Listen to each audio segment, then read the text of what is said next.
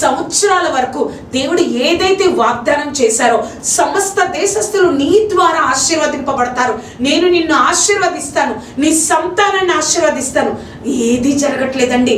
Abraham జీవితంలో ఏది కూడా జరగట్లా. అబ్రహాముకి నిరుత్సాహం వచ్చేసింది. కానీ దేవుడు ధైర్యపరిచారు. ఆదికాండము 15:1 అప్పుడు అబ్రహాం దగ్గరికి దేవుని దూత ప్రత్యక్షం ఈ విధంగా ఉంటుంది.